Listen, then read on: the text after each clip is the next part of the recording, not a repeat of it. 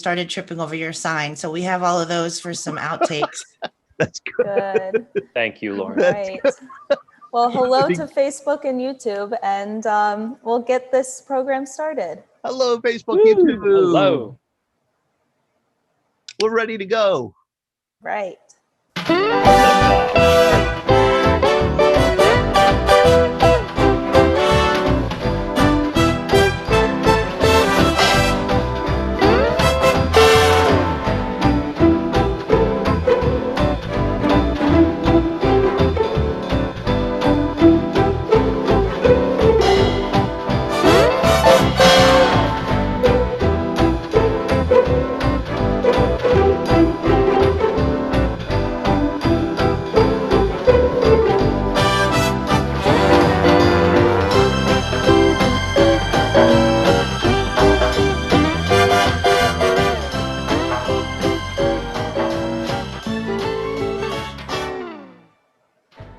Well, hello, everyone. Welcome to VBC at Home. My name is Sean Hall. I'm the Director of Programming with the Veterans Breakfast Club, and I'd like to welcome you to a wonderful Wednesday afternoon. I'm here in Pittsburgh with my cat who's decided to plant himself firmly on my lap here. But today we were going to be talking about military chaplains. I don't believe we have any that were able to join us, but we want to have some open conversation. And if you have any stories about military chaplains that you'd love to share, we'd love to hear them. So keep those in mind as we start to open up our discussions.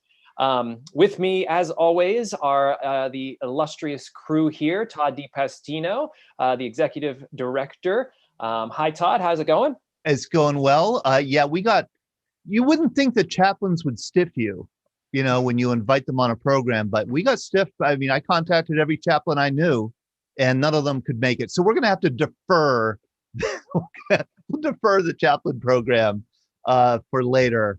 But we are going to definitely, I know Ben has worked closely with chaplains as a deputy commander at Bitburg in Germany. So we'll do a little bit of conversation about the work that chaplains do, and I'll try not to be too hard on them. So thank you. Thank you, Sean. Thank you. We have Lauren Del Ricci still beaming to us live from New Jersey. How's the Jersey Shore?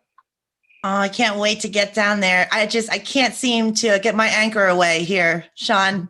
Yeah. So I'm still here, and I'm looking forward to wrestling some sharks maybe next week when Todd gives us some time off. So when you wrestle sharks, do you wrestle them? I suggest you wrestle them on land. I mean, get that thing on land. Yeah. I drag it ashore and then, give it a good wrestle. You don't want to mess with it in the water. No. And by sharks, you actually mean literal sharks, not like people hanging out at the Jersey Shore. Yeah, either or, because it's pretty, it could go either way. Yeah. These days. I know some good pool sharks, though, so that's why I asked. Gotcha. And Ellie DiPastino is still beaming to us live from Chicago as well. Ellie, how are you doing? Doing pretty well. It's a beautiful day here. Good. And somehow you've branded your Ulan Bay. Yes. VBC at Home swag. Exactly. Yeah. We're going to have to teach our audience how to do that as well, so we can just get the branding all over. But we love to start every program with the Star Spangled Banner. So I believe we have some Marianne Mangini queued up. Is that true? Yes, we do. Wonderful. Right.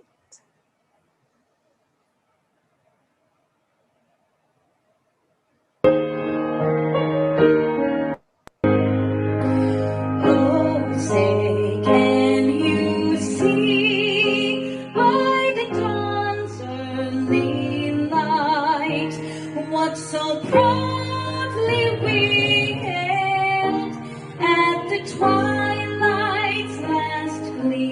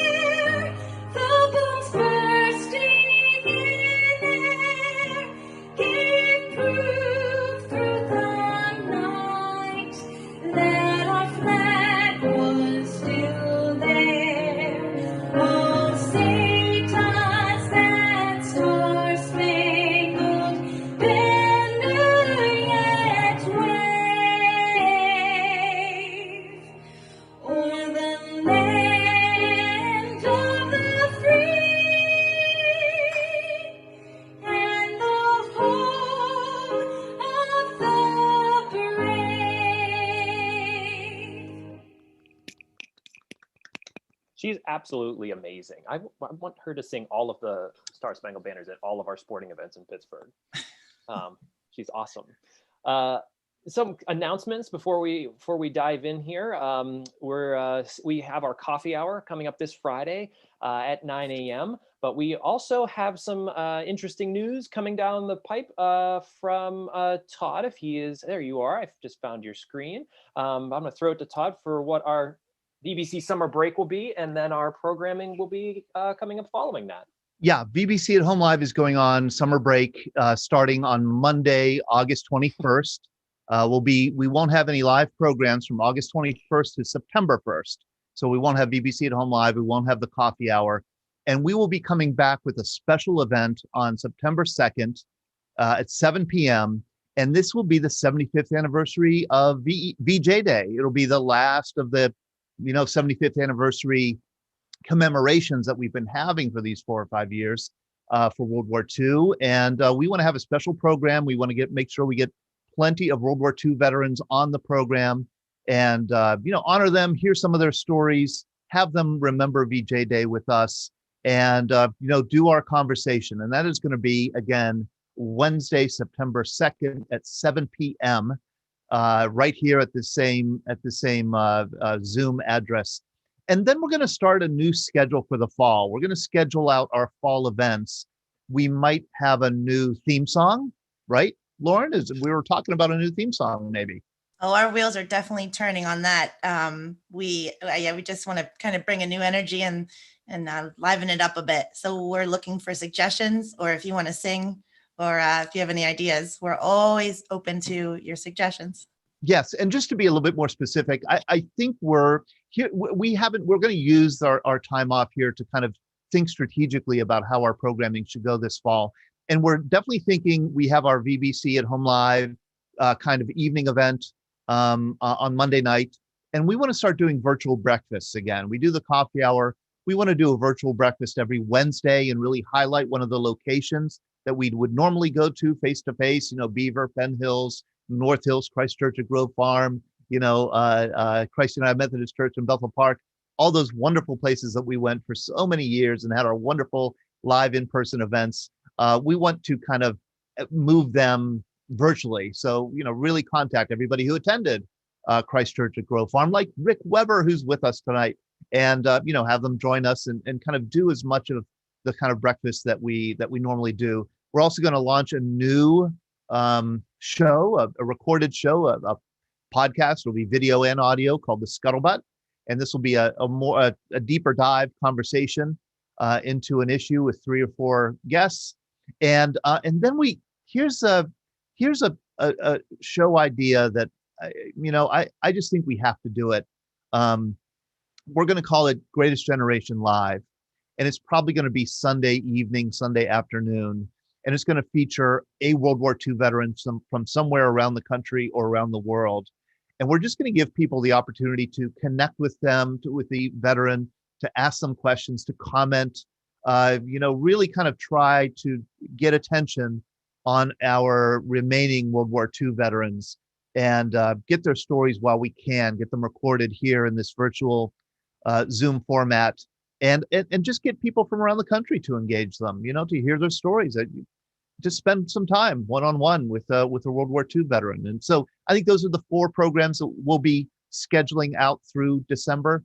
And we'll send out a newsletter and we'll send out email with all that information. But it's going to take us a week to get that straightened out. So that's why we won't be with you next week. So our last event until September is going to be our coffee hour on Friday, August 21st at 9 a.m. at this Zoom address. And this is unstructured conversation. It's always a lot of fun. I hope you do join us on Friday at 9 a.m. I know last Friday was really great because we dived into the first VJ Day. Is that correct? Yes, that's right. We had some really awesome conversation that came out of that. So this Friday coffee hour, I'm sure we'll have just as scintillating conversation going on around the Zoom space. Yes. But what's super exciting, I think, about this Greatest Generation Live is that a lot of these members of that community are kind of getting up in age. They may not have the technology to be able to connect with us. And VBC is sort of looking at a workaround for this. And I didn't know if Todd, if you wanted to talk a little bit about our tablet idea. I will talk briefly about it. I won't go into much detail because there is a lot of detail, but here's the bottom line. We've applied for grants to get 20 iPads that will be easy to use with a customized interface where somebody who really has no experience being on the internet can simply push a button or two and connect to our Zoom meetings. We want to get those into the hands of people who have not been joining us because they don't have internet access or they're not comfortable with Zoom. They maybe have a dumb phone, not a smartphone. And, we want to get them engaged with us. So we're going to get, I think it's going to happen. We're going to be getting these 20 customized iPads that we're going to give to veterans who could use them to join our events. So what I want to ask all of you is, if you really enjoy joining us, but just can't because they don't have internet access or don't have the ability or the will to give it a go, let us know. Let me know, and we'll get them an iPad, and we'll see how it works. We'll see whether we could get them on that way. These will be data connected, so you won't have to have internet access to join us. So we're looking for people you think could really use this kind of programming to help break the social isolation that we've all been dealing with. So let us know, please. Thank you. It's a great initiative, something I'm really looking forward to, and I'm hoping that we can find some participants to be our guinea pigs and go forward with it. I know that right now, Ellie, we're live streaming on a couple other platforms. Is that correct? We are. We're live on Facebook and on YouTube. So if you're joining us from there, hello and welcome, and thanks for joining us. And also, if you're joining us on the Facebook side, take a quick second to like our video and share our video if you can. That would be really wonderful to help spread the word about VBC, helping to create that bigger network and that bigger community for us. We really appreciate a share. And also on YouTube, if you could subscribe to us, that also helps to boost our presence in a lot more homes. So we really appreciate that. And thank you for joining us on those platforms. As we start to dive into our open conversation today, I want to take a quick second for a PSA from Mary Beth Rocktis. Am I pronouncing your last name correctly? You have it pronounced perfect. Yes. Wonderful. Thanks for letting me come on your space today. My name's Mary Beth Rocktis. I'm faculty at the University of Pittsburgh. Today's our Hail to Pitt, first day back in school. First day back in school. Yeah. Very different, very, very different this year. So I'm in the School of Social Work, and along with my students in aging, we created a aging in place guide with your pets. This came out of research that I did also with the social work students in our food pantries all through Allegheny County, where we actually met and talked to quite a few vets. And we would actually talk about the Breakfast Club, and they would tell me about it. And many, as you know, a lot of veterans, older veterans have pets. And a lot of older veterans, sadly, also use the food pantries. So based on the work that we did on food security and also pets, we created a guide. Now it is specific to Allegheny County, but we came up with the big areas that aging in place and pets intersect. And that's around housing, food, low-cost services for their pets, transportation. And we also, I have a student who I actually, almost every year, I have one or two veterans in my social work class. So I asked one of them who is focused on aging if he could help provide some additional resources. So this is free. The resource guide, right now, I've just sent it out to the food pantries, but I'm really interested in getting it into the hands of people who work with older adults, veterans, who have pets. Many veterans own dogs. That's one of the things that I found in my course of my work. Although some had cats too, and some had cats and dogs. So, oh, awesome, thank you. So this guide, I have it in PDF form. I got a donation to make copies of it. I can mail it out. And in addition to sort of the resource guide, we also have a larger manual that includes for professionals. So how do you talk to, and this is a case I worked with an older person who has like 5 big dogs and can't take care of them anymore, right? How do you, initiate the conversation with them? Or how do you talk to the veteran who needs to go into the hospital for a hip replacement, but is reluctant to leave their animals, right? While they do that. So we have sort of a section for case managers and people who work with older adults. We also have a legal section that the legal staff at the law school helped me with for power of attorney in the case when you have to go in the hospital, or also for wills. And then trying to think if there's another section. I think those are the major sections. So it's about 50 pages altogether. But the resource part, which is what you would give to veterans or any older adult who needs help caring for their pet, living in the community, you can just hand to them. So I'm just curious as to thoughts about how to best get this out there. Right now, like I said, I've sent it out to all of the food pantries and also to Presbyterian Senior Care, to their sort of aging in place population. But that group actually has a fair amount of resources. And what I would like to do is get it out to people who really, are in need of this. So Mary Beth, I'm sorry to interrupt you, but I just want to let you know I've put the resource guide in our chat here. I've uploaded it so people can download it if they'd like to. Ellie, I'd like to, if you could put it in the comments maybe, or somehow get it on the Facebook Live side. And Mary Beth, if you could get an announcement about this, we could post it on Facebook and help get the word out. And I would also invite people who are here with us on the Zoom side today and people on the Facebook side, if they want to connect with you, Mary Beth, because they have a, they have a place where they think could really, use these. If you could leave your email or phone number where they can get in contact with you and get copies maybe from you. Oh yeah. Here's my email at Pitt, mar104@pitt.edu. And here's my phone number. I'm not going to put my Pitt number because I can't get in my office. And I do have copies that I can mail out that are hard copies. And I also have a PDF, and hopefully I'll have it on the Pitt website soon. So it could be downloaded from there as well. Both the full document as well as just the resource section. I will say that, there are a lot of, I didn't meet as many World War II veterans, but I did meet quite a few Vietnam veterans in my travels in 35 to 40 food pantries across the region. And so, and many of them have animals, and many of them struggle with feeding themselves or their animals or finding housing that will accept it.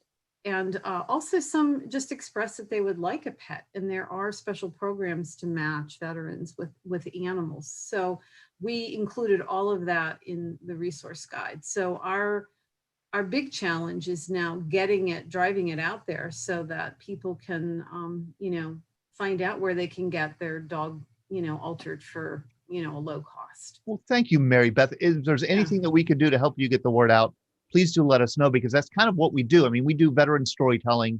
We're going to be having some veteran share stories here in a minute. But we also kind of love to help other organizations and other people get the information out that our veterans and others in the community could use. So thank you for coming on board with us today. Sure. I just want to say, it's just really funny because every time I talk to a veteran, I would almost always hear this phrase, "One time I had a dog."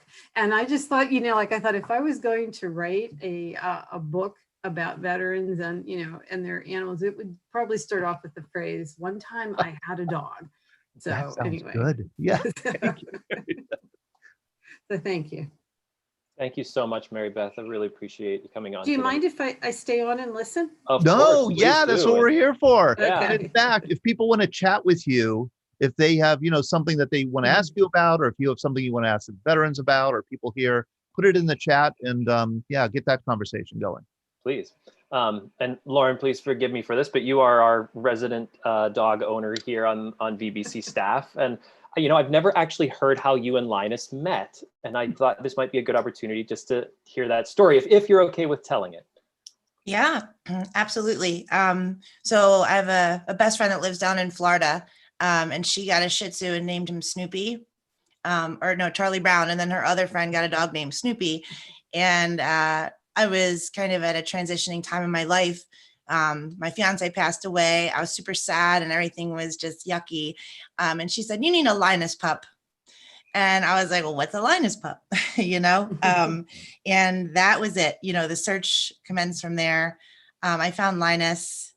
I think he might have suffered through a puppy mill or something. He came from some strange town in Ohio.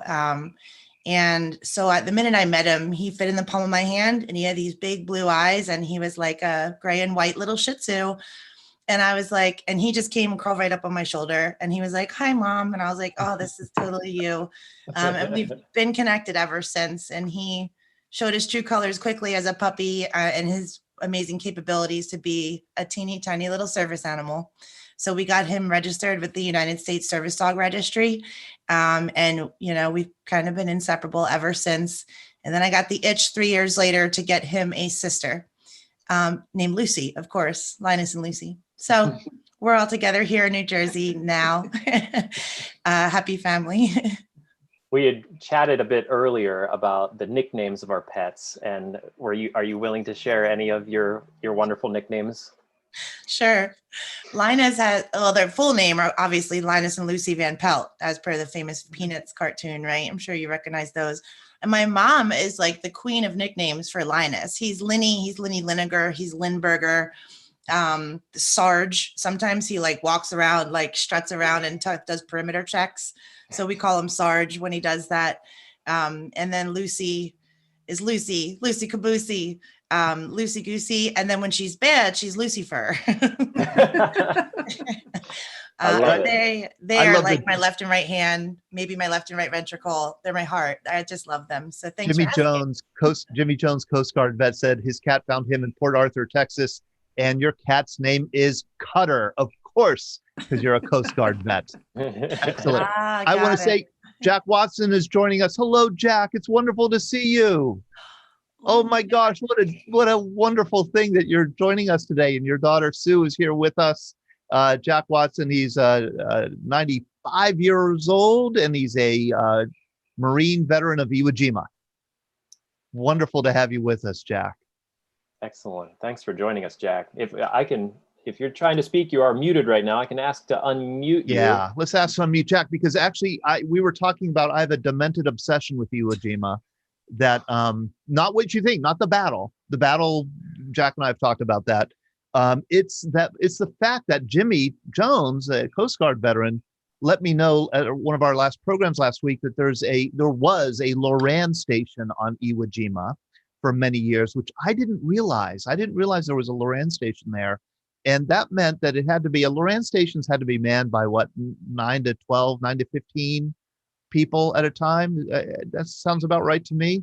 And Jimmy's shaking his head yes. Yeah. And Iwo Jima is not it's not really a hospitable island. There isn't that much there. And it's hard to imagine being assigned there for 12 months. And so I'm curious about anybody, if you know anybody who worked at that Loran station, Coast Guard, Iwo Jima, I would love to hear from them and have them on the program. I know that we've had Don Johnson on, who was at Marcus Island, a similar island. It looks a lot prettier than Iwo Jima, but he was there for 12 months and loved it. Look at Lauren, real quick. Sorry to interrupt. There we go. Okay. The beauties. Thanks for bringing him on, Lauren. And Jack, we do have you unmuted. I don't know if you can say hello, if we can hear you. Hello? Can you hear me? We can. Okay. I had trouble. I was on earlier and then messed around and got off. So I'm back on, I guess. Jack, we had last Friday, a VJ Day, August 14th. We had a BBC coffee hour and we were talking with one of our people who was on, who had gone to Iwo Jima. He had visited Iwo Jima. And while he was visiting, you could do it one day a year. And he went on that day, and he went with 7 Marines like you who visited Iwo Jima. I've asked you if you would ever want to visit. You said, no way. No way. No. I don't blame you. No way. But I do want to show people, here's a picture of the Loran station, Coast Guard Loran, Iwo Jima. Here's kind of so this building was there.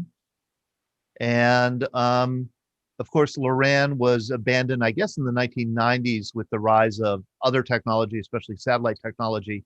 So this is what it looks like today inside. This is a more recent picture. They really kept the place up. Yeah, not being kept up at all.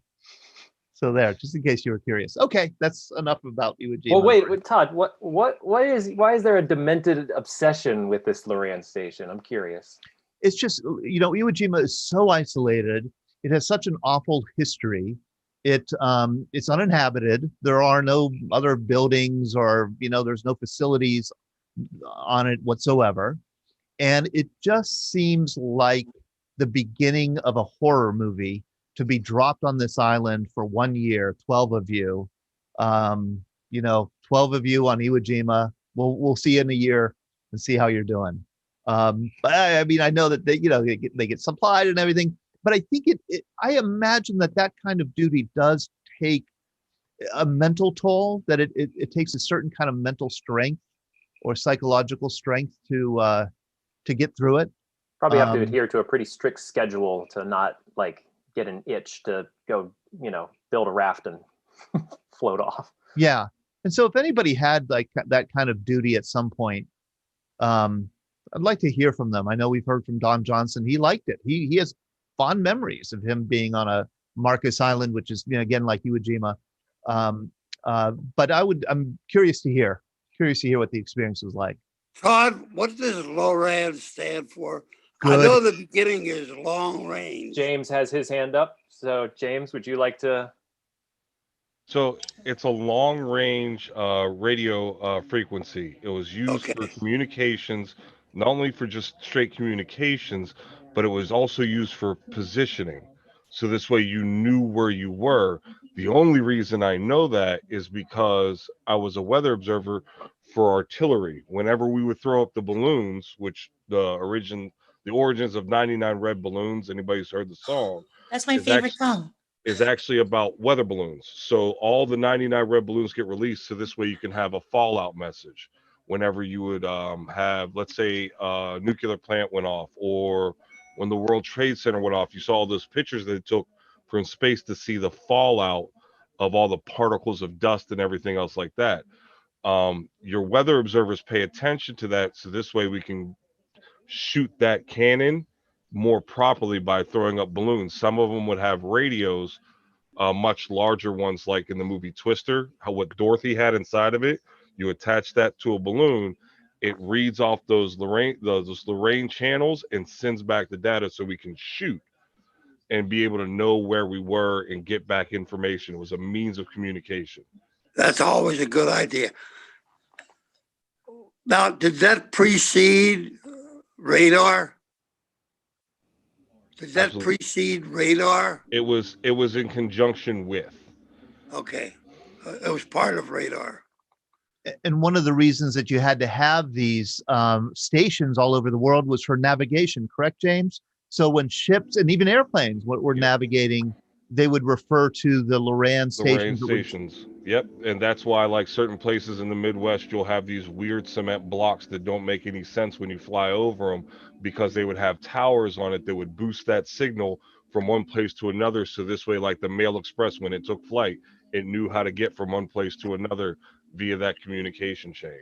Right. I still have maps of that somewhere in my basement. Do you really? Yeah, because we had to know it for so this way, if we were ever in a different part of the world, in order to do our meteorological duties for artillery, we had to know where we were to hit the right Lorraine stations, because if you weren't set right, the readings you would get would have you flipped on the other side of flipped on a night.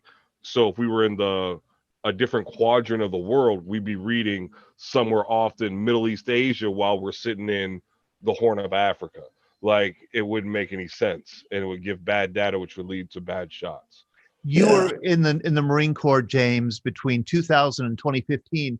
So was Loran, was that replaced by satellite? I mean, did you as an artilleryman use satellite for placing and Absolutely. positioning? We used Okay. satellite, and then we had other devices. I actually worked beside a whole entire survey company that would actually work and give us positioning. So like if you ever walk on a military installation and you saw little disc with a plus sign on it, it would have a name on it, part of the geodetic was the National Geodetic Survey Yes. points. Yes. We put those in, and those we could use to be able to say, okay, we're here, we put everything off of this mark, and then when we would travel away from it for a certain amount of distance, we'd still be accurate to that geodetic spot. Yeah, no, artillery is a scientific beast. You're the only person who I've ever heard talk about the National Geodetic Survey, which was a really important part of our government and part of the military, and we're part of they're now part of the Infrastructure. right. They were Straight part of the infrastructure. uniform service. Yeah, absolutely. I looked up a little Fascinating. bit of the math on how to do a Loran geolocation, and I read the whole thing. I have no idea what. I understand the idea of like radio waves connecting and sort of relocating beyond. It was way over my head. I even watched a 2-hour YouTube video on it. I couldn't get it. It's like I would have flunked out of Loran school very quickly. So here, Veterans Breakfast Club stands for veterans. We always have veterans on the program, but we have a fun guest today, Beth Ruschel and her son, Tyler. Tyler is looking to go into the military. We want to hear some questions that he might have for our veterans, maybe about the different branches or different MOSs. Something exciting to sort of discuss here as someone sort of steps into the journey of joining a military branch. But I want to say hi to Beth and Tyler. How are you both doing? Good. Good. How are you guys? Good to meet you, Tyler. Good to meet you finally. Good to see you again, Beth. Good to Welcome. see you. Good to meet you. Tyler, you're looking to enlist. Is there already a branch that you're interested in, or Probably the National Guard. the Army National Guard? Yeah. We went to the Army Career Center last week, and they were closed, and I just happened to know where the National Guard recruiter's office was, and so I said, let's stop there. But he's still up in the air, I think, right? I like the National Guard better than the Marines because I don't want to see more combat, and I don't know. I would be afraid of the Marines, kind of. Tyler, you're a smart kid. Oh, yeah. Jinx. I think I So put the fear of God deeply in him though with offended. that. I'm so deeply offended. No offense, James. No offense. I think I've tried to really put the fear of God in him about the Marine Corps. I apologize, my dogs. You can talk. I'm gonna try and quiet my dogs down. Hey, Chuck, do you want to try and talk Tyler into the Marines while Beth is gone? Chuck Burrow. Here, let's unmute you. You are a former recruiter. You have a silver tongue. Talk him into the Marine Corps. Now's the time to sell. Yeah, Yeah. His mom's out of the frame. Sell him on the Marine Corps. You too, James. Jack, if you want. Tyler. Hi. Hey. Why don't you want to join the Marines? I'm afraid of it. Why? From the stuff she's told me, and I've talked to multiple Marines that I've met around, like the neighbor behind us is a Marine. What was We have a Marine that lives behind us. He was in the first Battle of Fallujah. He kind of told Tyler some stories, and I think that kind of changed his mind a bit. James, could you corroborate some of those stories? I'm sorry to interrupt you, Chuck. What do you think the Army's going to be any different when you go into combat? I don't know. I'm trying to go in for the 91 Bravo MOS for like wheel repair because I go to school for diesel mechanics. So I want to go in for diesel mechanics and work on vehicles, and then when I get out, I can have a civilian job too. Well, the Marines have that as well. Yeah. Well, come on. Mommy's holding you back, isn't she? I was just No. going to chime. I was just going to chime in, Tyler. You also have the Marine Corps Reserves, also. Yeah. I saw that too. Yeah. There's there's mechanical MOS in any branch. I've told him, Navy, Air Force. I just happened to gently nudge him toward the National Guard, thinking he would be safer. Not necessarily. But then again, right, my uncle, but that was years ago. My uncle, who was in the National Guard, also served in Guadalcanal in the AmeriCorps division. So, and he got shot there. So, right. I mean, it could be. I was just going to say that my son-in-law has been in the National Guard now 20 years. Now he's a chopper pilot, but he's been in 20 years, and so far he's had 3 deployments, and coming up on another one, maybe to Afghanistan. So he's been doing a lot of flying, and he does the border mission right now on the Texas border. Yeah. So he's doing a lot of flying, and he's been overseas a number of times. So. Beth, there's also something, the Air National Guard, and we have that here in Western Pennsylvania with the 171st Air Refueling Wing. Jim Jameson, Ben Wright, here are 2 Air Force veterans. Could you talk them into the Air Force? Oh, well, absolutely. If you want mechanical things, you can learn how to work on aircraft. Obviously, have vehicles too, and work in the motor pool, but you'd rather work on aircraft if you're in the Air Force. But I can assure you, having airlifted lots of Marines and Army and some Coast Guard and some airlift support for the Navy as well, the quality of life in the Air Force is the best. It doesn't mean that you're necessarily safe. It doesn't mean you're not going to be exposed to combat, but the quality of life is far superior. Kathy chimed in to say that aviation mechanics are in high demand. High demand. They are, and the worst part is, I will absolutely agree with Mr. Benjamin Wright that the Air Force quality of life is fantastic. Heard that. I know this from personal experience because I'm born and raised here in Pennsylvania, and with the reason I chose the Marine Corps because one, I wanted to, but another reason why I chose active duty is because there was nothing here. Does that make sense? Yeah. And for that, even when I talk to my own kids who, for my boys, I don't care where they go. My daughter, I'm a little bit more cautious. But if they all want to go into serve, I'm all for it. That's the sheer fact that they want to do an active service of that grand scale, then I'm all for it. But I tell them to choose wisely. And I love the fact that he has an idea of something that he wants to do. So he wants to be a mechanic. Shoot for the moon. Would I say go into any branch will do it for you? Because we all have mechanics. Don't think that big gun right there doesn't get towed by something. We don't just put it on our back and walk. There's a truck that pulls that thing. I will say that when I talked to a couple of my friends who are on the air side of the Marines, calibrations, mechanics, Air Force mechanics, calibrate. My big thing is always make sure that you have a job that whenever you get out, it provides something for you. Yeah. Some jobs are not transferable. I can't just go around with an artillery cannon blowing a city to hell. Yeah. I mean, it might be fun. That's why I liked it, but it's not going to provide you well at the end of the day. And to go active duty, I think there's more benefits to it. You can go and get your education. You'll get the hands-on training. You'll touch vehicles that you never thought you'd have been able to touch before a day in your life. The amount of experience that you can get coming out of it is well worth its weight in gold. So where the idea of being safe is relative in the military. Right. And James, I want him to talk to recruiters in other branches just so that he learns.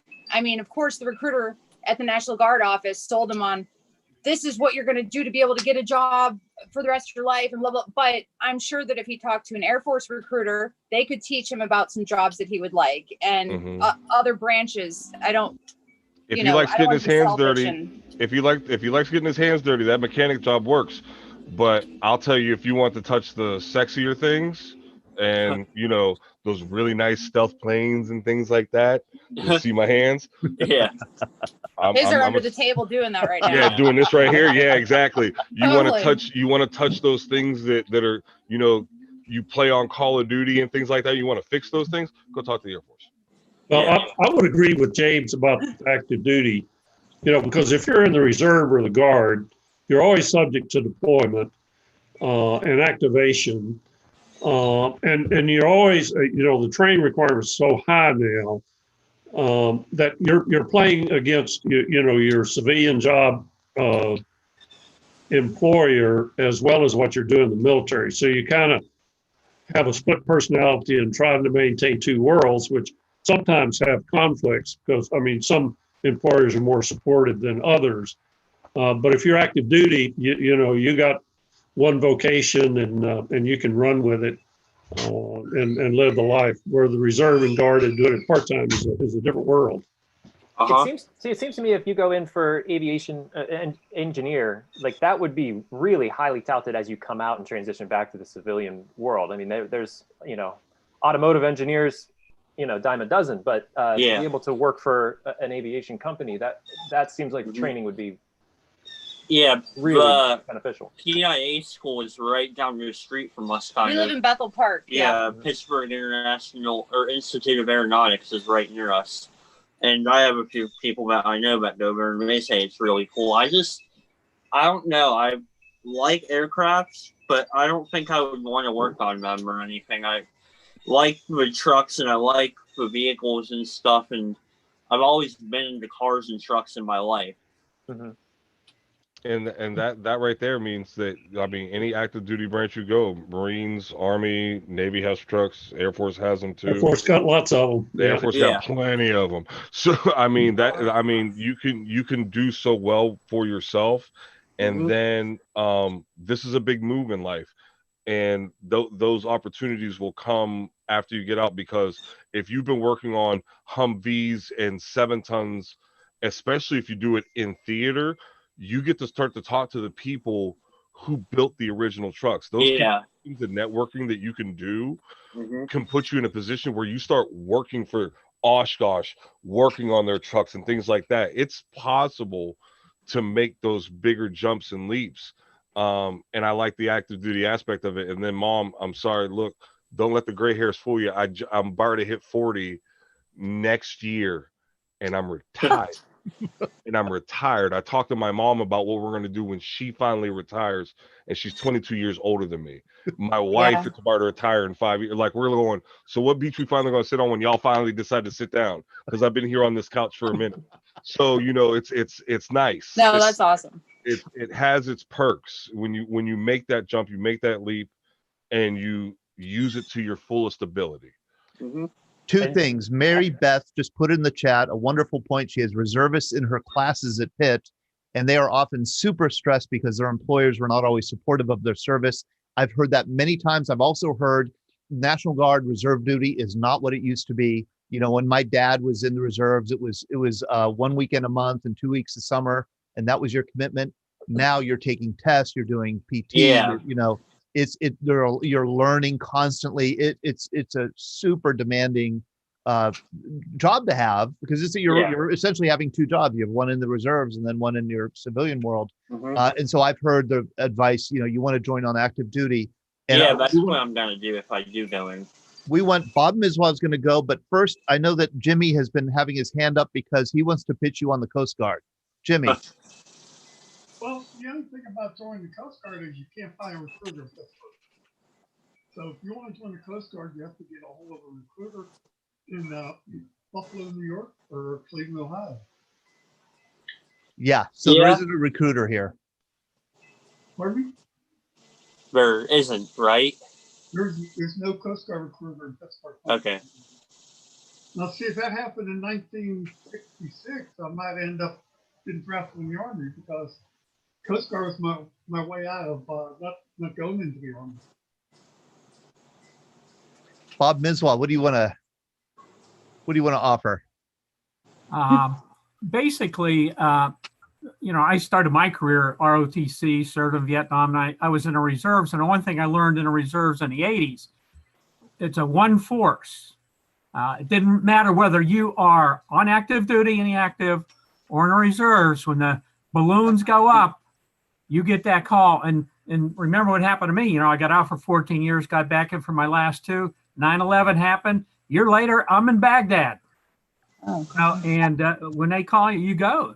You know, so Yeah. you have to be ready and expecting, whether you're in the National Guard or the reserves. Yeah. The thing about the reserves, they're mainly support troops. Yeah. The combat arms are usually in the National Guard. Mm-hmm. So that's another thing to keep into mind. Mm-hmm. And I shouldn't be so scared. I mean, he's taller and stronger and braver than I ever was. So it's But just he's me your being son. He's your son. my That's your only job. child. I just Yeah, worry. that's your Yeah. job, is to protect him. Absolutely. Tyler, I'm interested to hear your thoughts on why you want to join. Like, what started you down this road? So lots of our family has been in the military. Like, lots of my great grandmas, her brothers were in World War II, and her husband was in World War II. And I've gained interest, and we've had who is Kyle. Oh, my cousin Yeah. was in the Marines for several years, and now he's in the National Guard. Mhm. However that works, but he's pushing me to tell Tyler to go active in service at first as well.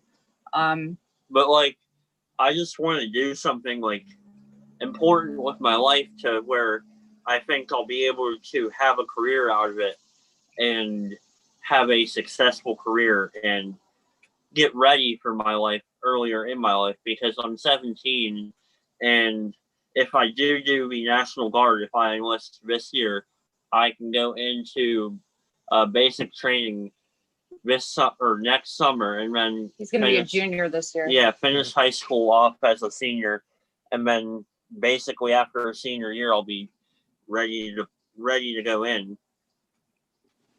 That's so, great. yeah. Is there anything that worries you about it? Like, I would be afraid to see combat, but I'm sure they teach you to be ready, and they teach you the things to do and things not to do. And I've been watching a lot of YouTube videos, researching it. That's what I do. I watch YouTube videos and figure out what I want to do and what I don't want to do. And I've seen a lot of YouTube videos and listened to a lot of people's stories and stuff too. Mm-hmm. And some of the stories do scare me. Like, there's this one dude, and he, I guess, was stationed in, I think, Iraq or Afghanistan. I know that. And he was, I guess, I forget what they call them, but the big bases over there with the big, like, clay walls and stuff. A FOB, or forward operating base? Am I correct? A FOB, in that? yeah, a FOB. And I guess he was stationed there. There weren't that many people, but I guess every day they would get in like 5-minute firefights with the Taliban and stuff, and I would just worry about that. But I think for me serving my country, I would want to do it to serve my country and make my family proud and stuff. James, you had your hand up. Can you speak a bit to what those maybe what those videos are sort of showing the people that are looking to enlist and I think those videos are their personal experience. Not everybody gets to experience that. Yeah. So I'll clean that up for you right now. Mm-hmm. My thing is, and the best way that I can explain it to you, so this way you're not. Fear is natural. Fear is going to come. I'll take it. Okay. Do you play any sports? This is going to be the easiest caveat. I play deck hockey, but I don't play any sports anymore. That's fine. Deck hockey works just fine. Or I play airsoft, actually, so that's even better, probably. Even better. So, yeah. You play airsoft with a group of people. You play with them often, yes? Yes. You know how they move. Yeah. You know how they communicate. You practice. You train. You do all those things. So this way, whenever you show up to the airfield to start to go out there and do your thing, you trust the people to your left and your right. Mm-hmm. Same principle applies. You're going to go into a branch of service. You're going to do your job. You're going to Yeah. train for it. It's almost going to become religion. Yeah. After you get done. And when it comes time to have to do your job, so artillery, we have to practice it, but in all actualities, it's not real until real rounds go down range and start to make it. But we've trained for this moment. We've practiced for this moment. We have done everything for this moment, that even though you're going to be scared, even there's a fear there, you know what to do, and the people to your left and right will always have your back. Yeah. For that's that part that those YouTube videos, when you're watching them and some guy's explaining about 5-minute firefights, he'll go into a conversation about his buddy to his left. He knew this guy. It was him and that guy for a year or two at the range, just another. So that he knew when he laid down his suppressive fire, his man beside him had his back and was going to do everything so this way we can go home. Same thing. It is literally the same thing. Thank you, There's James. no need to fear. Jeff, Amen, I saw your James. hand pop up. I was just going to allude to what James was saying, that the basis of the military, probably more than any other occupation, is teamwork. You're always trained as a team. You do everything as a team. You think as a team. You live 24/7 as a team. And everybody, even your family is involved in this whole thing also. Your family is on the mission. And my wife knew everything I was doing for years. And she had no idea when I was coming back to wherever I was going a lot of times, but she knew the mission. Yeah. And afterwards, I told her about what was going on, but she supported that. And the same thing with your unit.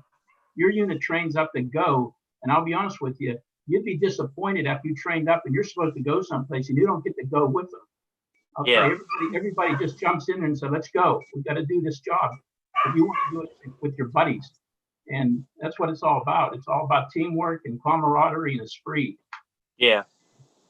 That's what my cousin said, that if he trained and didn't go with that, you know, he knows a lot. He's seen a lot of the younger guys that didn't go active that like wish they had and stuff. Lauren, no one's tried to sell him on the Navy. Yeah, I didn't want to say anything. I didn't want to overwhelm the poor And I know kid. where Great Lakes is because we're from Illinois. Yeah.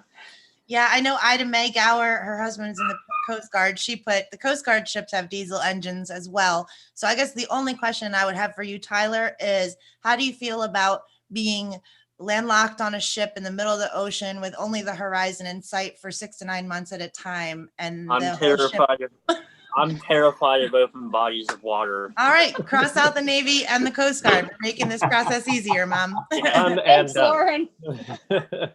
Hello. Hello. Hi. Who's that?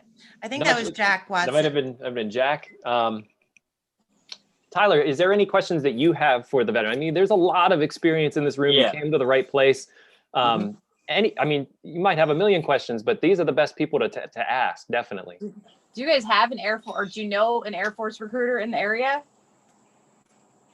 Lauren, do we happen to know someone, or James? Anyone else? Yeah, we could definitely make that happen. I'm going to say I can make a few phone calls. Yeah, just give us a few minutes. If that's not sacrilege for you two. No. There, you know, I read a great article the other day about something about the 6 degrees of separation in the military right now. It's like less than 0.5% of our full society are in the military. But the idea that everybody kind of knows everybody. So there's a way to get connected with someone if you're looking to talk to somebody. So we can definitely get you a contact. But yeah, any other questions that are popping in your head? Is there anything like any of you have ever regretted doing that would be good to know before I do something, before I go in? Like any mistakes or anything? Jamie, I want to say really quick that you impressed the heck out of me by really critically thinking through the fact that you want to be a diesel mechanic and already thinking ahead to can I apply this afterwards? Because that's one thing I kind of regretted. I was a boiler mechanic, and I'd be damned if I was going to do that if I didn't have to, right, anymore.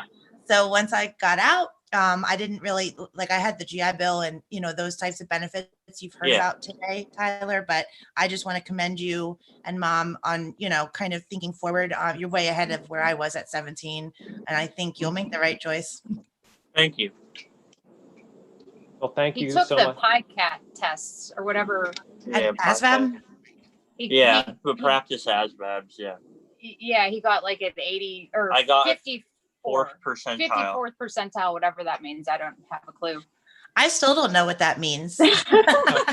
What about you, James? Anyone know what the heck that ASVAB score even means? The 54th percentile is the combination of the total score and comparison to where everybody was at whenever they took the test. There's a few things whenever you look at the ASVAB test that you want to take a look out of.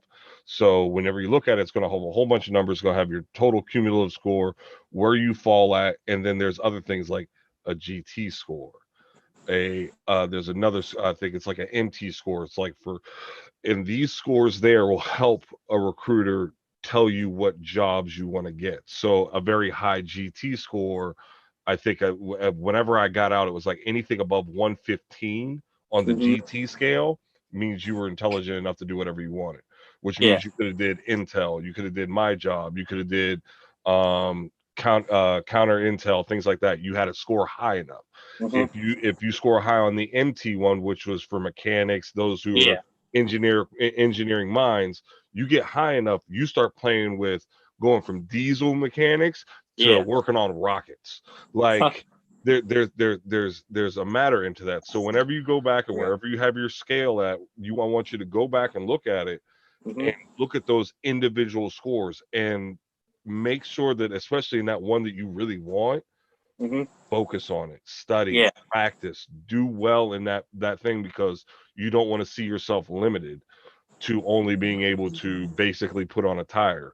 I want to, you know, a diesel engine, a Caterpillar with an Allison transmission is a nice motor to play with.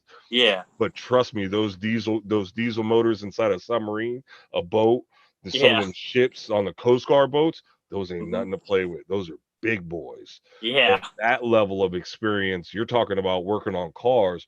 We're talking about getting you a job at the nearest pier or boat boat place where they're building whole big ships, and now you get out and making hundreds of thousands of dollars a year because you're a master at your craft, well beyond a Chevy V8. Yeah. Right. Yeah, we have some involvement from Facebook here. A fellow Marine, James, Miss Haya Eason, shout out Haya. Her advice to you, Tyler, is no talking back. Mom, does he have a problem with that? No idea. Oh, okay. You have no idea. Yes, he does. And I'm I'm not the person to take it either. And I don't know where that comes from, if it's because I've spent time around friends and people in the military, but I don't take it. Well, good. You're going to give them good prep. You go in the military, you better learn how to shut your mouth. Yeah, well, take it from a Marine here, Miss Haya Eason. Thanks for that. And then Jeff said, James, spitting knowledge as always. And yeah, definitely perk your ears up, Tyler, to this man here. He has a successful career doing what he does and talking about what he is. So thanks for all of that too, James. And Jimmy Jones chimed in and said, keep your cool. How hard is like basic training or boot camp to get through? Like, I'm not in shape, but I'm not like out of shape. Oh, no problem. I should No start problem. working They'll out. get you into shape. They'll get you into shape. Yeah. It's best you don't have to worry about that part. That's right. Yeah. Ben, what was that? Yeah, it's best to be in really good physical condition before you go to basic training. Because, I mean, as soon as you get there, you're going to be doing push-ups and pull-ups and running till you don't think you can breathe anymore. And so if you're in good physical condition when you get there, you're a step ahead of anybody that isn't, because they're going to really struggle. Jimmy Jones, you had your hand up? Yeah. The way the Coast Guard does it now is they actually have a PT test even before you go to boot camp. And if you don't pass it, they're gonna keep you back until you can't pass, so you just don't get into Coast Guard. That's the way it works. I mean, you gotta run a mile, so many mile and a half in 12 minutes, whatever, and you gotta do so many push-ups and sit-ups. And there's a lot of things you have to do that get you into the Coast Guard. Then when you get into boot camp, you're going to keep doing that stuff over and over and over again. I mean, Coast Guard's really, really tough today. I see. I mean, I watch Coast Guard videos. There's some neat Coast Guard boot camp videos on YouTube. If anybody's interested in watching, it is like that. It's not put on because it's on camera. It's the way the Coast Guard is today. This leads me to a good question in the idea that you go to basic and then you probably go to AIT advanced individual training. But then can you just keep on saying, well, I want to sign up for Airborne. I want to sign up for this and learn this. And will the branch continue to send you to training, or eventually they just got to say, okay, well, you're at this point, you're cut off and this is what you are. Rick? We have you muted. Let's unmute you, Rick. I got the answer to that. Go ahead, Jimmy. We'll go to Rick in just a sec. Okay, the answer to that is you got a boot camp and you're a non-member. You got to pick your job because you want to start getting promoted. You can't become an E4 quartermaster or bosun, and all of a sudden you want to be an engineman, so you want to lateral your rate. I mean, it just doesn't work like that. You'll never get promoted. So you got to pick something from the beginning and just stay with that rate all the way through your career in the Coast Guard. Yeah, and you reminded me of something just now, Jimmy. Thank you. The best thing I did when I was going through, I don't know if they still have delayed entry program with, recruiting, but you can basically rank up before you go active. So like when I came out of basic training, I was already in E3, so they have certain things that you can do when you're preparing to go in. Like, I think I, referred someone else or whatever it was at the time. But if you can come out of boot camp, even like E2 or E3 or just one notch up, that will help you so much on the other side when you're trying to make rank. Because what happens when you rank up, you get more responsibility, you get more money, you get all the good stuff and the experience. So I would suggest that. Rick, I was trying to unmute you, but I'm not sure if you had something pop up on your screen that could, there you go, Rick. Hang on a second. I can hear you now. Okay. Two things I would say. First of all, you asked what to do. I'd say start running now and don't stop till you get in there, because you can never stop running enough. I don't care, because they do have time things. I still have my chart from when I started in I won't tell you because your mother's not even that old. But everything's timed. Okay. You ask about schools after you go through basic training is basically, for example, it's the same as first grade. Everybody goes through the same subjects. So then you're going to go, as indicated, your advanced infantry placement. That's where they put you where you are. As far as going to other schools, from my knowledge, you have to earn things. I mean, some guys took them 6 years of active duty to go to Airborne school. Airborne school is one of the hardest schools to get into because everybody thinks they want to go. And there is less schools now for certain things. So you have to look and see when it's available. You have to be recommended. Unless, unfortunately, there's something bad going on where they need people and they'll rush you to schools because they'll open them up. Right now, there's not a lot of, people going to Airborne school. I talked to that gentleman on Monday about the West Point. All West Point guys go to Airborne school, but there's not that many Airborne classes anymore. So it could be get into a class. The only thing I can tell you is go through basic, be ready for basic training because no matter what shape you're in, you're not in good enough shape. Better shape you're in, the easier it's going to be to get through it. Because if you cannot perform, by the time you get out, you will perform, but you'll have done a lot more than you need to do. And you're 17 years old. You got the whole life in front of you. You're going to have a ball. I mean, the Army's fun. You'll learn new experiences. You'll learn to live with people. And in my case, the guy that I went in with is still one of my best friends today. And we still share all our stuff. We remember from day one. You can win with a buddy. There's nothing better than going through basic with a buddy. Thank you, Rick. Lauren, I really love this idea because it's the first time I've been a part of VBC event here where we've had someone that wants to join the military and just getting sort of advice and ideas from our veterans. And I'd love to bring other potential enlistees on to talk with them and talk with our group here. And also, Beth, thank you so much for bringing Tyler on. And Tyler, whatever branch you decide to go into, I think VBC, we would love to reconnect with you throughout as you continue on into your service and become a veteran. We'd love to hear about your journey through this and what you're learning and how you're learning it, and what maybe changes when you're in basic, like, oh, now I want to work on this, or these new avenues will start to open as you go through. But I was so excited to have you on today and talk and continue on with us throughout the program. And if you have any other questions, please just throw them right into the chat. People are very active on the chat. Thank you guys. as well. And you guys, if we cut out early, it's because we have an appointment at 3, but I know Todd and my email is in your list. So if you guys have any other pointers or anything, please always feel free. We'll get you connected with the Air Force. We'll get you connected with the Air Force recruiter, Beth. I'll make that promise and we'll be sure to follow up, Ben. Right? Awesome. We could do a LeBron James style The Choice here. Like whatever you decide, Tyler, you got to come on and give us like this is what I'm going to do. The big reveal. Be prepared for like strong ribbing because that'll happen. But thank you guys. Thank you guys for joining us. I want to pop back also to our main topic that we started to chat about. Was what we were going to do is the chaplains, and pop over to Ben here to talk a little bit about military chaplains. And we have some time to sort of discuss your ideas, your history with it, and hear a little bit more about that. Sure. And the way chaplains are used is very different in the different branches of the military. It's based on their mission, and it's also based on philosophy. But chaplains are non-combatants.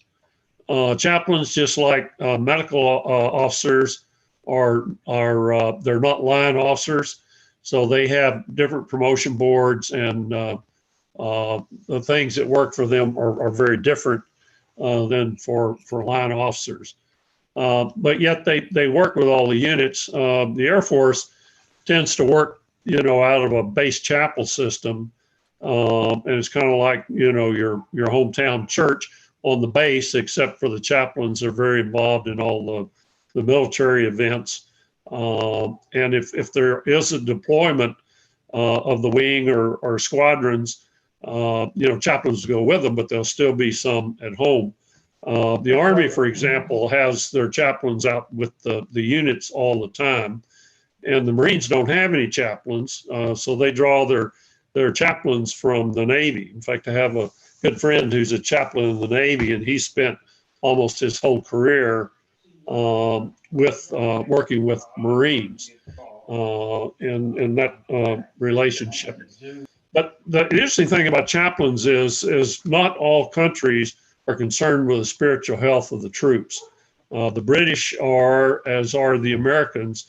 The Soviets and the Chinese, they have their political officers and do that indoctrination. But at least the U.S. military, even though there's people who argue about it, they are concerned about your body, mind, and spirit, and the whole spiritual dimension to who you are. And so the spiritual part is important. When I was the Deputy Combat Support Group Commander or Deputy Base Commander at Bitburg, in Germany, we worked a lot with the chaplains. So we were very concerned about how things went with the civilians and the dependents, the children and the youth, and where people were spiritually.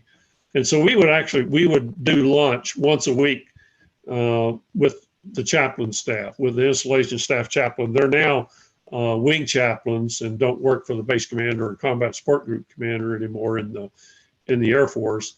But we had lunch with them every day, to talk about spiritual health of the people. And we also met, of course, with the morale, welfare, and recreation folks, to make sure, the youth center and the recreation center and all these things were going well. Of course, overseas, we had the Department of Defense schools, and we worked with them. And the chaplains then were involved with all of those entities as well.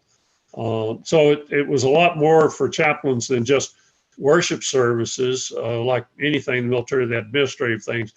But the chaplains were expected to be out there where people are working, and to be amongst them. Usually in the Air Force, chaplain, each squadrons would have a squadron chaplain.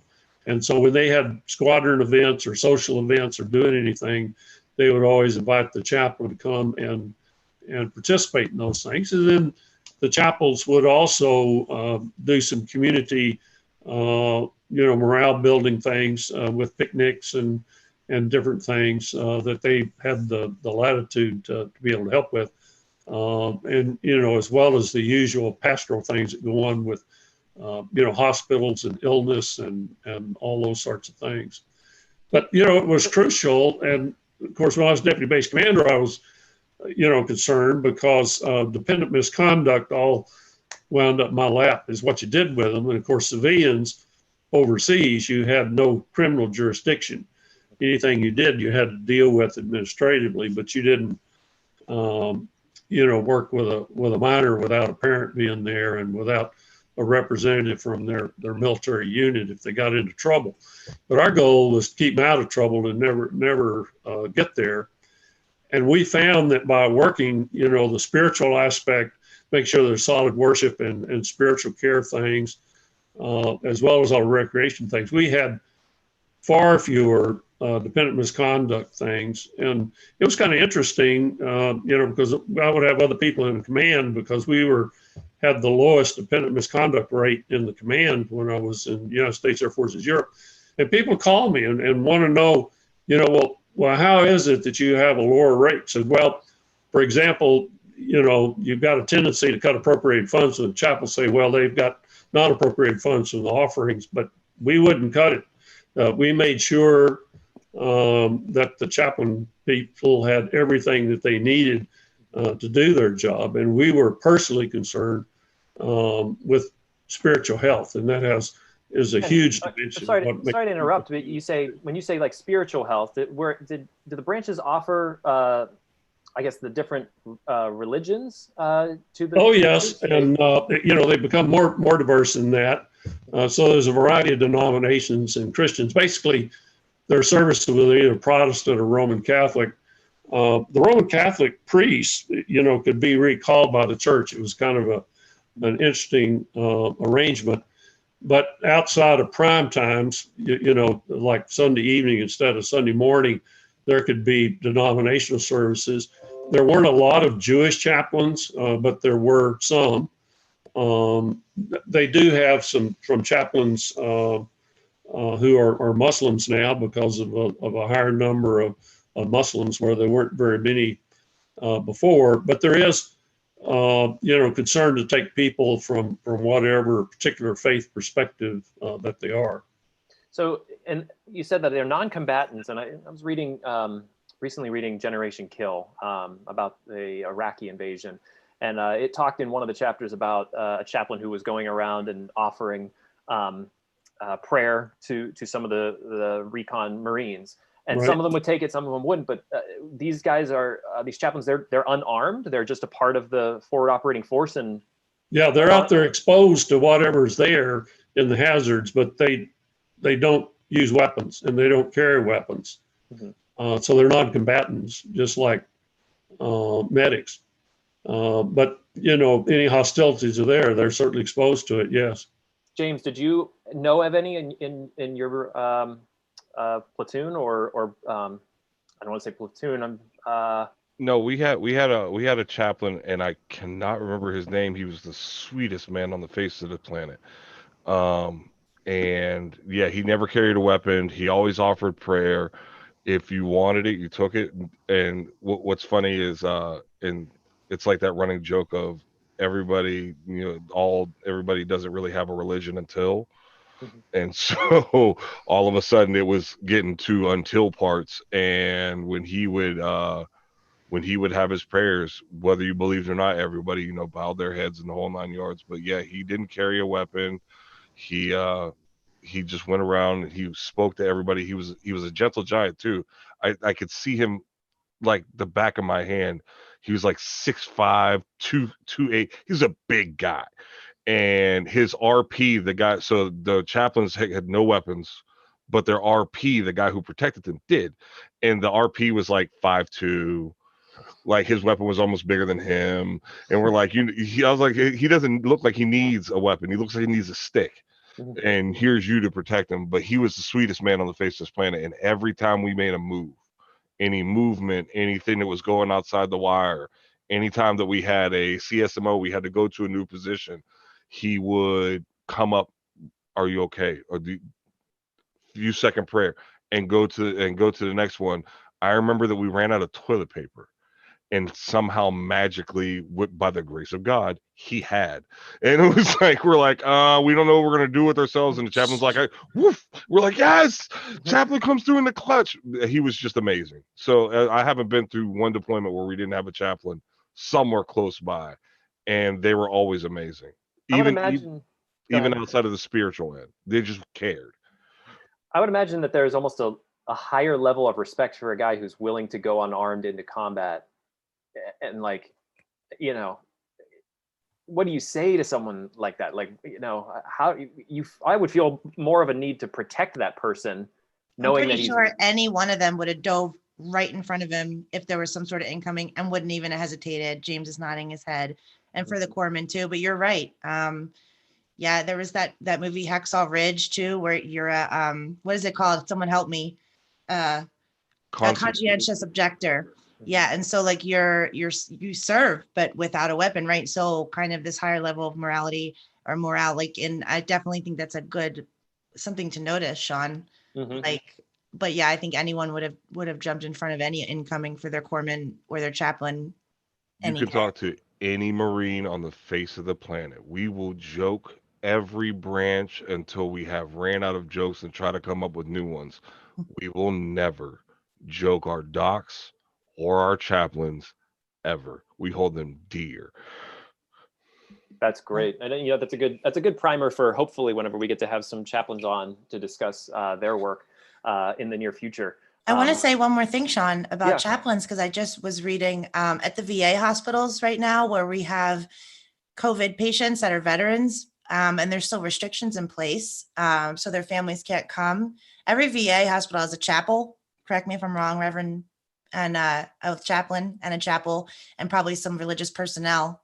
And they will they'll go sit by the bedside of the ailing veteran if they're like at their end last days of their life, and bring an iPad and sit with them so that they can see their families, give them their final blessings, and again, not even in battle, but you know, in something like a pandemic, put themselves at risk to help comfort the veteran in their final days here. And I was struck by that. And that's dedication right there. And this is a VA hospital, you know, I think those are the only ones I've read about. I'm not sure about private homes. But speaking of private senior homes, this might be a good time.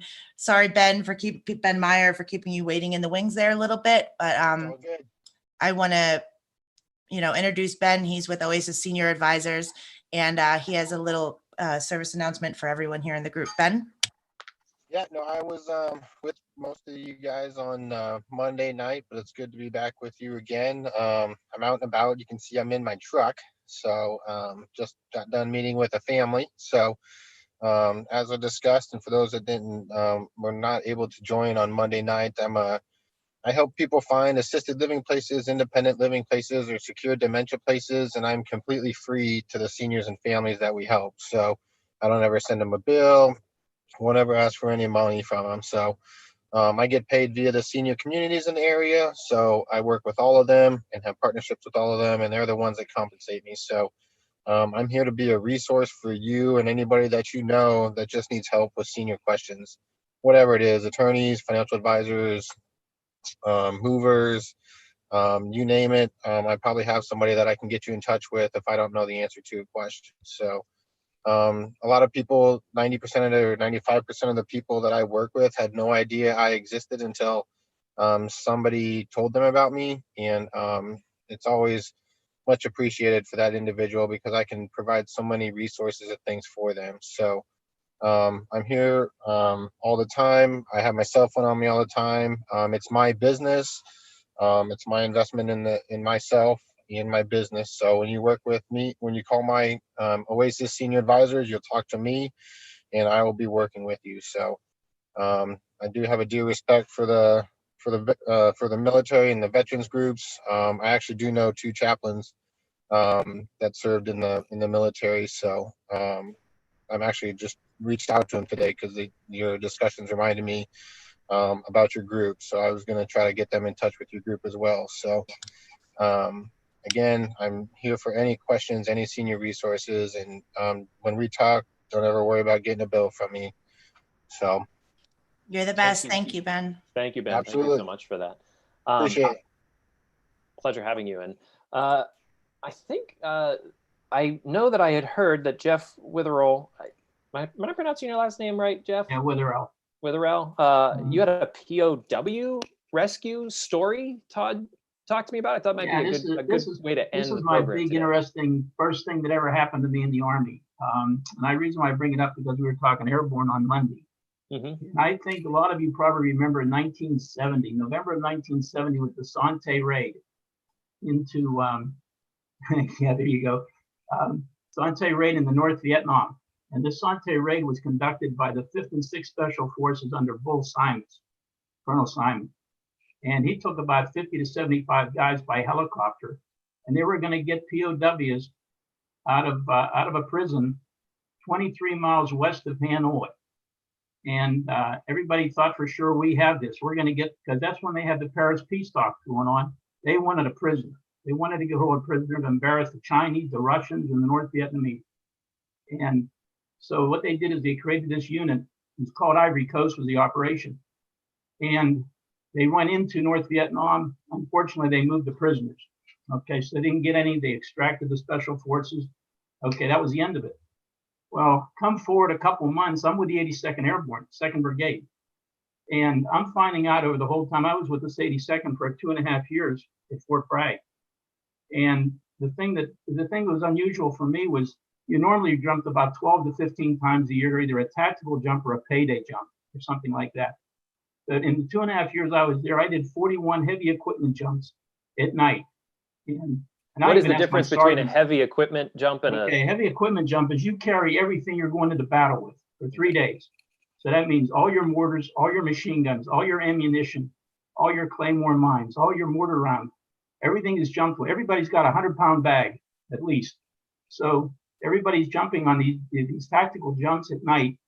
And I was even asking my sergeant, because I was a young 2nd lieutenant, I'm saying, geez, we're doing a lot of jumping. And they said, we've never seen this much jumping ever.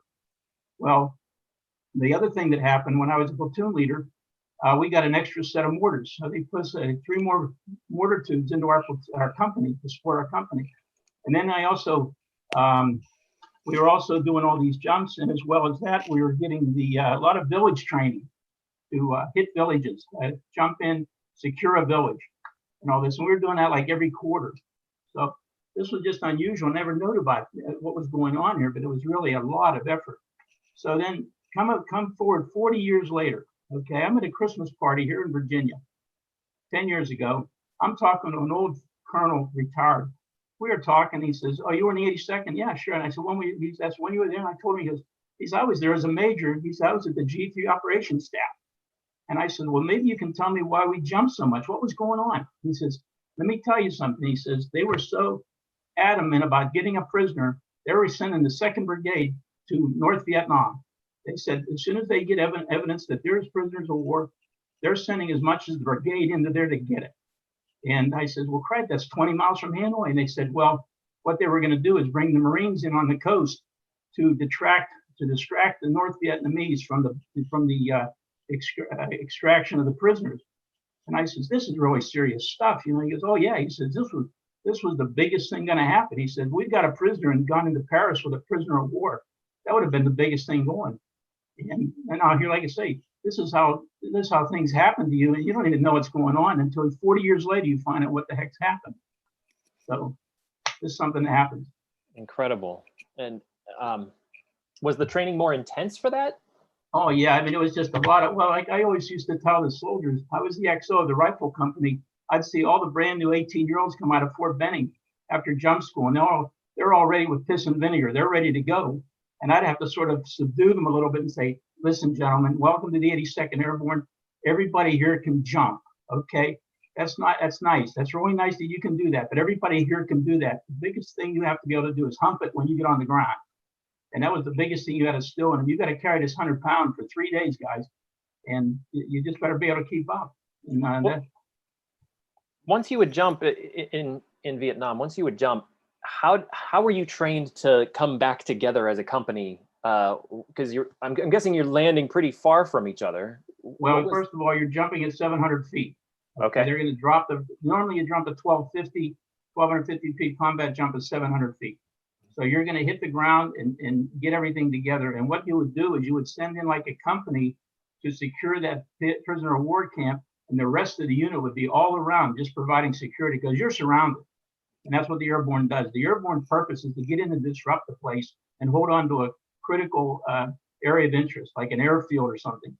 So you're going to be there a couple of days, and then all of a sudden they're going to start bringing everything else in, to help out. Mm-hmm. So that's what it all comes down to. You're out in the middle of nowhere. Wow. Thank you for that, Jeff.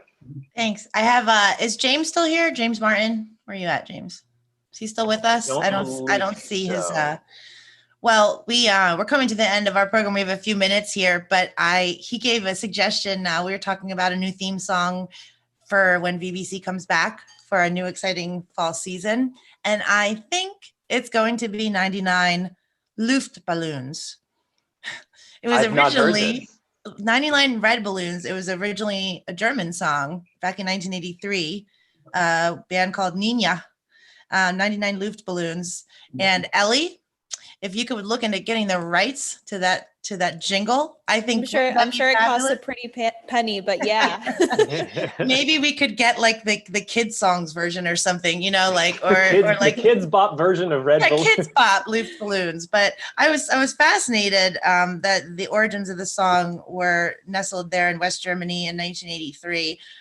Does anyone know the history of that? I'm fascinated because I love this song so much. It literally is my favorite song. And when he brought that up earlier, I thought that was fun. Does anyone know what I'm talking about? Greg has his hand up. Yes, I know something about it. Can you see me? Am I? Yeah, we can. Hey, apparently there were a concert in West Berlin, which at the time was surrounded, right?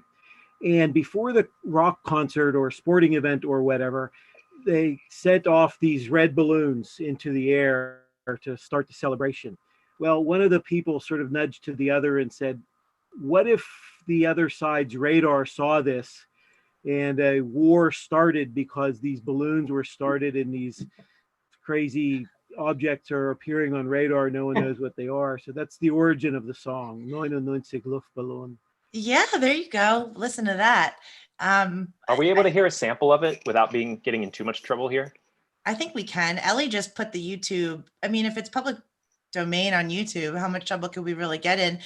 Maybe we can use that as our closing song. Join us Friday morning on our coffee hour right here at this Zoom address. Special thanks to Jack Watson for joining us. I'm so glad you got your smartphone up and working, Jack. And we want you to put it on your calendar, sir, September 2nd for our VJ Day special event. You'll be with us, right? Jack, I'm counting on you. All right. And also, should we send out Warren and Mary Goss are celebrating their 70th wedding anniversary today.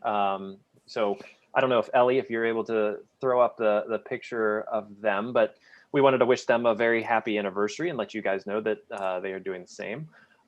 Longtime members of VBC, am I right? Yeah, Warren is we call him the general affectionately. A lot of those in the moon and over there in his area. There they are. We love Warren so much. We miss them and the family. 70 years together. And I remember his story. That's some good shooting. That's him, right? I've seen it a couple times, but I love that story. It's a wonderful one. Warren is chock full of fine stories. Yeah, Sean, for sure. And they'll be with us September 2nd as well. He was on Omaha Beach on the invasion of Normandy, just June 6, 1944. I think Todd's wearing off on me, so I'm going to have to just go. I want a history lesson from you, Lauren. That's next. Rick, you had your hand up. Down the lane. Yeah. Let's get you unmuted, Rick. I'm going to send you the unmute thing, and then we'll close out hopefully with our 99 Luftballons song. You on that, Al? Yep, I'm on it. Cool. Sorry, Rick, we're still have you muted. Let me try to get you there. When we click unmute on our end, Rick, something's going to come up on your side, and then you click that, and you'll be good.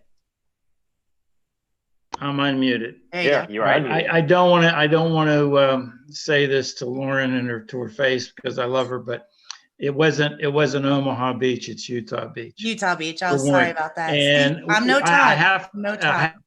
I have to say this. Warren and Mary are out partying. They're gone all day. I was already over their house. So, all right.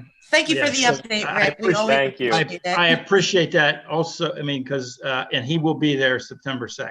You're the best. We're either going to take it to his house or he's going to come here because he can't do this stuff. And I want to ask you for a loan when those books come in, those notepads. We'll get an iPad for Warren and Mary. Absolutely, Rick. Perfect. All right. Appreciate that. Thank you, Jeffrey. Thank you all for joining us today for VBC at Home Live. Let's give it up for Sean, the new guy, no longer the new guy. Sean Hall, you did an awesome job today. Thank you, gents and ladies. See you all soon. Have a wonderful week. We'll see you soon.